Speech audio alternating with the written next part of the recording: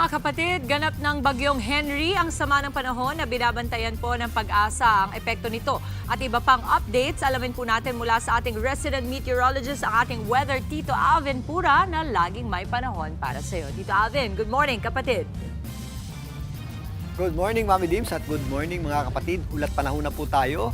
Kanina ngang madaling araw, around 2 a.m., ganap na nga pong itinaas ng Pag-asa sa Tropical Depression Category o naging bagyo na nga itong binabantayan nating low pressure area dito po sa loob ng ating area of responsibility. Ito na rin po ang buena mano natin ngayong July o ang ating unang bagyo ngayong Hulyo. Ito pong ating binabantayang bagyo ay binigyan natin ng local name na Henry at huli pong namataan ng Pag-asa sa layong 70 kilometers west-southwest dyan po sa may Abukay, Bataan. Ito po ay may taglay na lakas na hangin na nasa 45 kilometers per hour malapit sa kanyang gitna at kung minsan may mga pagbugsong umabot sa 55 kilometers per hour.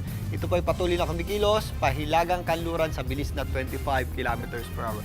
Bagamat naging bagyo, itong ating binabantayang sama ng panahon, improving weather po tayo sa mga susunod na araw, lalong-lalo na sa darating na weekend. Dahil kasabay po ng paglayo nitong ating binabantayang sama ng panahon, hihilahin niya papunta sa kanya yung kanyang moisture at yung epekto rin ng habagat. Pero sa ngayon, yung kanyang panglabas na kaulapan ay sumasabit pa po sa ilang bahagi ng Luzon at yung habagat din po ay nagpapaulan naman sa ilang bahagi ng ating bansa. Dito ka sa Metro Manila, bagamat sumisilip na po yung ating araw at nagpapakita nga yung ating araw, maganda pong sikat ng araw sa umaga, is posible pa rin po yung ating mga kalat-kalat na pagulan at mga posibleng thunderstorms, lalong-lalo na mamayang hapon at gabi. Kaya sa mga lalabas ng bahay, ugaliin pa rin po natin ang pagdadala ng payong o anumang pananggalang sa ulan at mag-ready po tayo sa mga posibleng epekto ng mga pagulan nito. Apektado pa rin po tayo ng ating low pressure area. Maliban dyan, ang area po ng Central Luzon, kasama po dyan ang Zambales, Bataan, Bulacan, Pampanga, kasama na po dyan ang ilang bahagi ng Tarlac, is possible din po yung mga kalat-kalat na pagulan natin at mga thunderstorms. Ang areas din po ng Calabarzon, medyo mas maula pa rin po ang panahon natin ngayong araw na ito. Ganun din po ang Mindoro,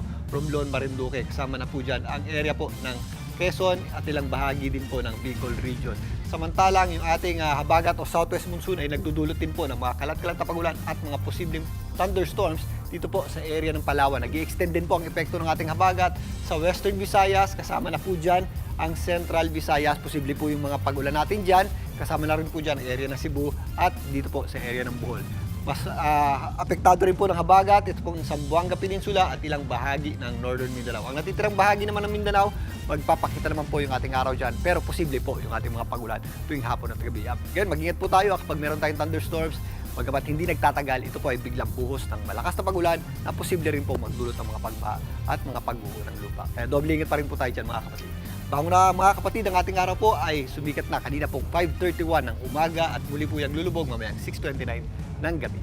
At yan muna latest sa ating lagi ng panahon. Muli ako po ang inyong weather Tito Alvin. Lagi may panahon para sa iyo. Mga kapatid, Dimples Romana po, maging maalam at may pakialam sa mga napapanahong issue at headlines.